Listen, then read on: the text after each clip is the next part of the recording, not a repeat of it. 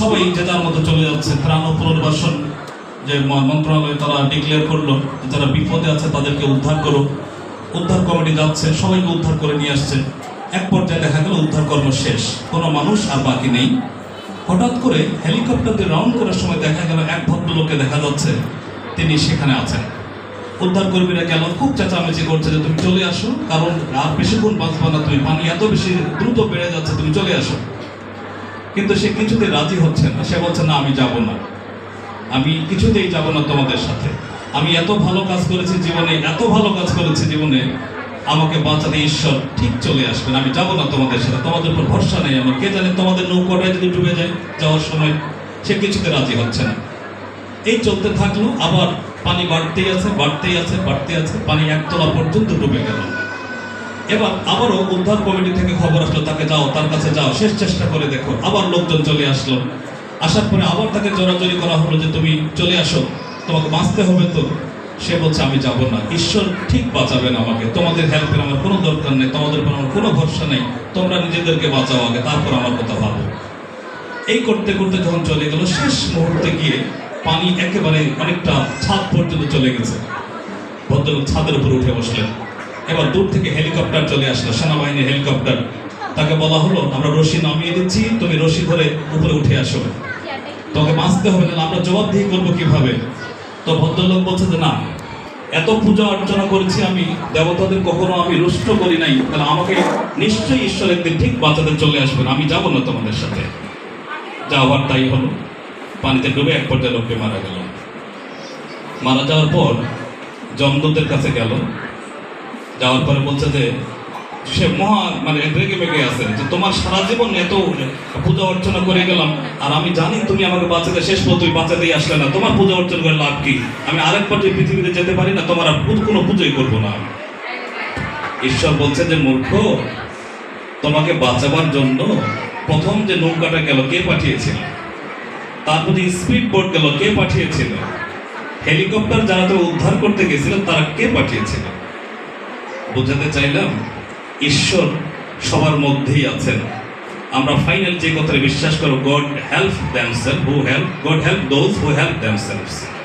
যারা নিজেদেরকে সাহায্য করতে চাও, সৃষ্টিকর্তা শুধু তাকেই সাহায্য করবেন। যারা পড়াশোনা করার শুরুতেই বলো আমার দ্বারা এমন কি হবে, সৃষ্টিকর্তার পক্ষে বাধা দিচ্ছে, সত্যি তোমার কিছু হবে না। যারা শুরুতেই ভাবো আমি পারবো, I can do it, definitely I must do it, I should do it, আমি কথা দিচ্ছি নিশ্চিত তুমি কোথাও না কোথাও একটা জায়গায় সৃষ্টিকর্তার সৃষ্টি হিসেবে তুমি ব্যর্থ হবে না, সৃষ্টিকর্তা অপমানিত বোধ করবেন না। চেষ্টা তোমার থাকতে হবে। এর সাথে সাথে আমরা ছোট্ট আরেকটা গল্প করবো তোমাদেরকে। বিরক্ত হচ্ছ গল্প শুনতে? আচ্ছা, আরেকটা গল্প করবে, মনোযোগ দিয়ে শোনো, তোমাদের শেখার জায়গা আছে। এক ভদ্রলোক, সংক্ষিপ্ত করে বলি, এক ভদ্রলোক ওই এলাকায় ব্যাপক তার বদনাম ছিল খারাপ কাজের জন্য। তিনি এতই বেশি বদনাম ছিল, এত বেশি মানুষ ঘৃণা করত। হঠাৎ করে একদিন মারা গেলেন। তো মারা যাওয়ার পর বডিটা তাকে ফেলে রাখা হলো, কেউ হাত দিচ্ছেন, কেউ ঘুরেও তাকাচ্ছে না। তো যাই হোক, এই প্রসঙ্গে বলি, ওই এলাকার যিনি রাজা ছিলেন ওই রাজ্যের, তার একটা ভালো কাজের অভ্যেস ছিল এরকম, তিনি রাতে দিনে বিভিন্ন সময় ছদ্মবেশে ঘুরে বেড়াতেন, দেখে বেড়াতেন যে আমার প্রজারা কেমন আছে, ব্যবসা বাণিজ্য কেমন চলছে, কৃষিকর্ম কেমন চলছে, এরকমটা দেখে বেড়াতেন। তো রাজা ঘুরতে ঘুরতে ঘুরতে ঘুরতে একদিন ছদ্মবেশে সেই জায়গায় পৌঁছে গেলেন। দেখলেন যে এক মানুষ পড়ে আছে, মরে পড়ে আছে, একটা বডি পড়ে আছে, কেউ হাত দিচ্ছে না, কেউ কোথাও তুলছে না, কেউ কাঁধেও তুলছে না, কেউ কান্নাকাটিও করছে না। তো এক দোকানিকে জিজ্ঞাসা করলেন যে ভাই এটা কি সমস্যা, লোকটা মরে আছে অথচ কেউ ব্যবস্থা নিচ্ছে না? তো ওর কথা আর একবার বলবেন না, এত খারাপ মানুষের কথা আমি আর বলতে চাই না। এভাবে করে এক এক করে সব দোকানে যায়, আশেপাশে জিজ্ঞাসা করে, সবাই বিরক্ত হয়, তাকে ফিরিয়ে দেয়। সবাই বলছে এত খারাপ মানুষ।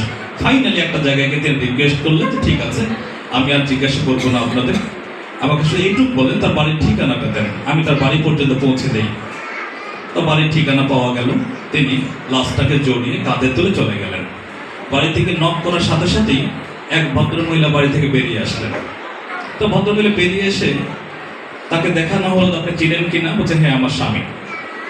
তো কান্নাকাটি করছে না, ভদ্রমহিলাও কান্নাকাটি করছে না, বরং একটু রেগে গেছেন, ভেতরে ভেতরে তো কান্নাকাটি করছেন, রেগে গেছেন। আমি বারবার বলছিলাম তোমাকে, বারবার বলেছিলাম যে তুমি এই কাজ করিও না, এই কাজগুলি করিও না, কেউ তোমাকে সম্মান দিবে না, কেউ তোমাকে দেখতে পারবে না, সবাই তোমাকে ঘৃণা করবে, তুমি এই কাজগুলি করিও না। তখন এই যে ছদ্মবেশে যে ভদ্রলোক রাজা গেছেন, তিনি বললেন যে তিনি এত কি খারাপ কাজ করেছেন যে পৃথিবীর সবাই তাকে খারাপ বলছে, এত কি খারাপ কাজ করেছেন, তো আপনি একটু বলেন আমাকে। তা তার ওয়াইফ বলছে যে শোনেন, আমার স্বামী কখনোই খারাপ না, মানুষ যে বলছে আমার স্বামী এই তল্লাটের মধ্যে সবচেয়ে ভালো মানুষ, তো তাহলে মানুষ তাকে খারাপ বলছে কেন? তার ব্যাখ্যাটা তিনি কিভাবে দিচ্ছেন দেখো। তা আমার সাথে ব্যবসা করতেন, ব্যবসা করে দিন শেষে যা লাভ হতো, এসে সংসারে যা লাগতো সেটা রেখে বাকি টাকাটা নিয়ে তিনি চলে যেতেন, বের হয়ে যেতেন। কোথায়? এই পাড়াতে একটা মদের অ্যালকোহলের বার আছে যেখানে মানুষ মদ কিনে কিনে খায়, তিনি গিয়ে সমস্ত মদগুলি কিনে নিতেন, নিয়ে এসে আমার বাড়ির পাশে যে ড্রেনটা আছে সেই ড্রেনটাতে ফেলে দিতেন। আর একদম নিঃশ্বাস করে তার ওয়াইফকে বলতেন, দেখো আজকে এমন একটা কাজ করেছে, এই এলাকার মানুষ কেউ এক ফোঁটা মদও কিনতে পারবে না, সবটা মদ আমি কিনে নিয়ে এসেছি। এভাবে করে আবার দেখা গেল 12টা, 12:30 রাত 1টার সময় বেরিয়ে গেল কিছু টাকা পয়সা নিয়ে। ওই এলাকায় একটা নর্তকী ছিল, আমরা জানি আমাদের সমাজে এরকম কিছু ইদানিং আমরা মোটামুটি সবাই সচেতন, তো সেই জায়গায় গিয়ে ওই নর্তকীকে সমস্ত টাকা পয়সা দিয়ে বলতো, তোমার যা টাকা লাগবে তুমি নাও, আজকে রাতের জন্য তুমি দরজা খুলবে না, কেউ তোমার দরজায় যেন না আসে।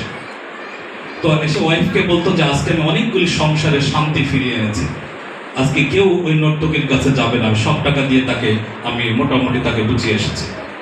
তো এই কাজগুলো আমার স্বামী করতো, ও তা তো ভালো কাজ করতো, মানুষ খারাপ বলছে কেন?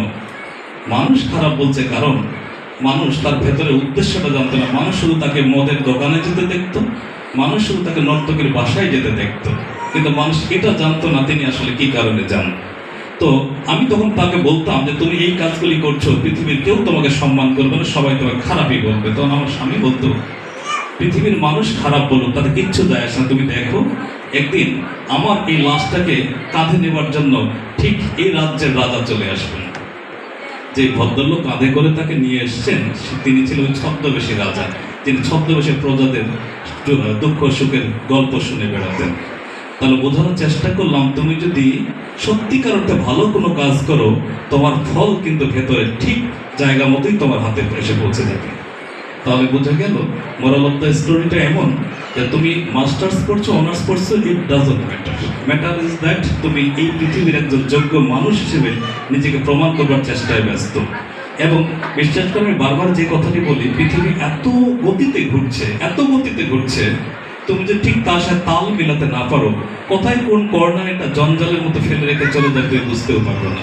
তাহলে যোগ্যতার পরিচয় দিয়ে টিকে থাকা, আমি যেখানে স্যারের কথা বলছিলাম, ন্যাশনাল ইউনিভার্সিটি থেকে বিসিএস হয়, এটি একসময় কল্পনা ছিলেন, স্যার একটু আগে তোমাদের গল্প শোনাচ্ছিলেন, সেখানে আমি শুনছিলাম যে ন্যাশনাল ইউনিভার্সিটি থেকে বিসিএস হয়, এটি একসময় কাল্পনিক বিষয় ছিল। বাট মজার বিষয় হলো বিসিএস শুধু না, মেধা তালিকাতেও আমাদের আশেপাশে নেই এরকম অসংখ্য ঢাকা বিশ্ববিদ্যালয়ের ছাত্র আছে। তাহলে আমি বোঝাতে চাইলাম তারা খারাপ না, তারা খারাপ, সবাই খারাপ, সবাই যোগ্য। কথা হলো তোমার যোগ্যতার পরিচয় তোমাকে দিতে হবে। আমি তোমাকে রিকোয়েস্ট করি, তোমরা মাস্টার্সের স্টুডেন্টদেরকে টিচার রিকোয়েস্ট করে না, বাট আমি রিকোয়েস্ট করবো এই জায়গায়, কারণ তোমরা আর কিছুদিন পরেই হয়তো আমাদের কলিগ হতে যাচ্ছে। তাহলে এখন তোমাদেরকে রিকোয়েস্ট করা আমার কোনো আপত্তি নেই, নিজেদেরকে ভালো চাকরি করো, ভালো জায়গায় যাও, তারও আগে নিজেকে ভালো মানুষ হিসেবে নিজেকে প্রমাণ করো। আরেকটা কথা যেটা বলার লোভ সামলাতে পারছি না, সেটা হলো ভালো রেজাল্ট করবে, হয়তো ভালো চাকরি করবে, বাট যে বাবা মা যে বাবার আঙ্গুল ধরে একসময় না শক্ত, তার শক্ত আঙ্গুলটা না পেলে তুমি দাঁড়াবার শক্তি তোমার ছিল না, সে বাবাকে সম্মান করবা যতটা সম্ভব। যে মা, তোমার মা যতই কালো হোক না কেন, পৃথিবীর সবচেয়ে খারাপ হোক না কেন, তোমার কাছে যেন বিশ্ব সুন্দরী হয়, সে মাকে যতখানি সম্মান করার করতে হবে। আমি বিশ্বাস করে, মন থেকে বিশ্বাস করি, তুমি যে ধর্মের হও না কেন, যদি তোমার বাবা মাকে সম্মান করো, সৃষ্টিকর্তা নিশ্চিতভাবেই তোমাকে সম্মান করবেন। ভালো থাকো সবাই, ধন্যবাদ।